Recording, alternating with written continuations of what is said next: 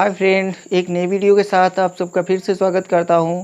आज हम सिखाएंगे फॉर के यूज़। फॉर कहाँ कहाँ यूज़ होता है ये इस वीडियो में पूरा आपको समझाया जाएगा। फॉर का यूज़ हम दो प्रकार से करते हैं, एक तो हम कंजक्शन की तरह और दूसरा प्रीपोजिशन की तरह। यहाँ पर फ्रेंड हम पहले सीख लेते हैं प्रीपोजिशन की तरह किस प्रकार से फॉर का यूज़ होता है। फ्रेंड, प्रीपोजिशन की तरह जब हम फॉर का यूज़ करते हैं तो यहाँ पर फॉर के कई हिंदी मीनिंग होते हैं। तो यहाँ पर फॉर का यूज़ हम 7 प्रकार से करते हैं। तो पहला प्रकार, जब भी हमें किसी सेंटेंस में हिंदी मिल जाए के लिए या के वास्ते, तो हम वहाँ पर फॉर का यूज़ करेंगे। तो पहला फ्रेंड फॉर का जो यूज होता है वो होता है के लिए या के वास्ते के सेंस में। तो चलते हैं, कुछ एग्जाम्पल लेते हैं। जैसे here is a letter for you, यहाँ पर तुम्हारे वास्ते एक लेटर है, के लिए है या फिर के वास्ते, तो here is a letter for you. अगला एग्जाम्पल लेते हैं। जैसे ही मेड लंच, उसने लंच बनाया, फॉर देम, उनके लिए या उनके वास्ते, तो he made lunch for them, उन्होंने उनके वास्ते एक लंच बनाया। तो फ्रेंड, उन्होंने उनके वास्ते लंच बनाया। अगला एग्जाम्पल देखते हैं। जैसे it is a book for children, या बच्चों के लिए किताब है, या बच्चों के लिए किताब है। तो यहाँ पर क्या हुआ कि प्रीपोजिशन की तरह के लिए के वास्ते के सेंस में हमने फॉर का यूज़ किया। अब देखते हैं अगला जो हमारा नंबर 2 है।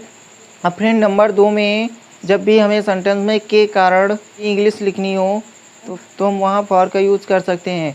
जैसे he was sent to prison, उसे जेल भेज दिया गया, for robbery, for robbery, for means के कारण, रोबरी मीन्स डकैती, डकैती के कारण उसे जेल भेज दिया गया। तो यहाँ पर इसका फॉर का यूज़ हुआ है के कारण के सेंस में। अगला एक और एग्जाम्पल देखते हैं। जैसे Ramu did not want to come for some reason, कुछ कारणों के कारण रामू जो है आना नहीं चाहता था, कुछ कारणों से रामू आना नहीं चाहता था। तो यहाँ पर के कारण की जो हमारी इंग्लिश हुई वो फॉर हुई। अब अगला देखते हैं नंबर 3। नंबर 3 में क्या होता है कि जब भी फ्रेंड इन एक्सचेंज फॉर, के बदले में की इंग्लिश लिखनी हो तो हम फॉर का यूज़ कर सकते हैं।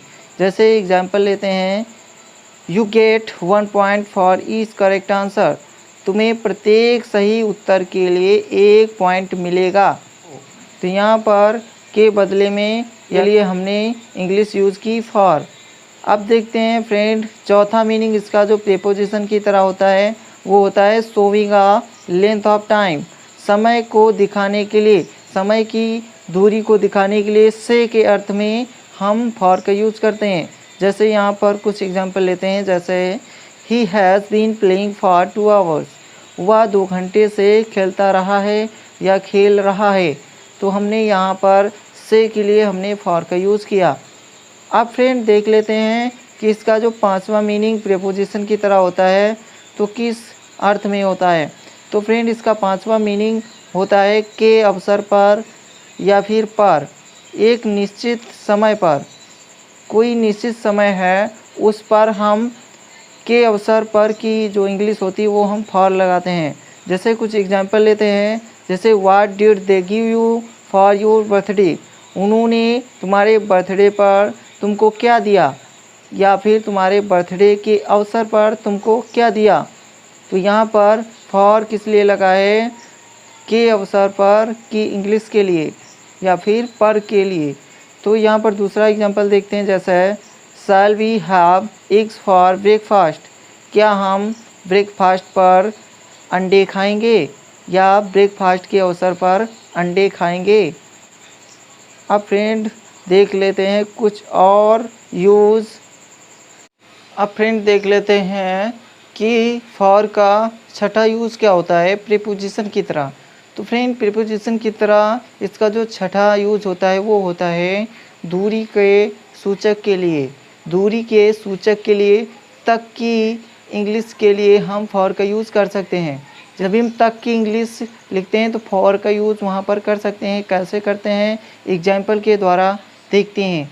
जैसे ही walked he walked for 5 kilometres, वह 5 किलोमीटर तक चला, वह 5 किलोमीटर तक चला। अब यहाँ पर तक के लिए हम फॉर का यूज़ किए हैं। चलते हैं, इसका जो 7वां मीनिंग होता है वो क्या होता है सीख लेते हैं। तो फ्रेंड, इसका जो 7वां मीनिंग होता है वो होता है की दृष्टि से या के हिसाब से, की इंग्लिश के लिए, की दृष्टि से या के हिसाब से, की इंग्लिश के लिए हम फॉर का यूज़ करते हैं। जैसे एग्जाम्पल देखते हैं, जैसे she is tall for her age, वह अपनी उम्र के हिसाब से लंबी है। He is tall for her age, वह अपनी उम्र के हिसाब से लंबी है। तो हम यहाँ के हिसाब के लिए हमने फॉर का यूज़ किया। अगला एग्जाम्पल देखते हैं, जैसे इट इज़ क्वाइट वार्म, या अधिक गर्म है फॉर जनवरी, जनवरी के हिसाब से, जनवरी के हिसाब से अधिक गर्म है। हमने के हिसाब से या फिर की दृष्टि से के लिए हमने फॉर का यूज़ किया। अब देख लेते हैं फ्रेंड, हम जब फॉर का यूज़ कंजक्शन की तरह करते हैं तो इसका हिंदी मीनिंग क्या होता है। फ्रेंड, जब भी हम फॉर का यूज़ कंजक्शन की तरह करते हैं तो इसका हिंदी मीनिंग होता है बिकॉज, क्योंकि। जहाँ पर हम बिकॉज का यूज़ करते हैं वहाँ पर हम फॉर का यूज़ कर सकते हैं। जैसे Ramu did not go to school because he had to go to hospital, Ramu school नहीं गया क्योंकि उसको हॉस्पिटल जाना पड़ा था। तो यहाँ पर हम बिकॉज की तरह हम कह सकते हैं Ramu did not go to school. School के बाद फ्रेंड हमें कॉमा लगाना पड़ेगा यदि हम फॉर लगाते हैं क्योंकि के लिए। तो Ramu did not go to school, for के पहले हम कॉमा देंगे, फिर लिखेंगे for he had to go to hospital.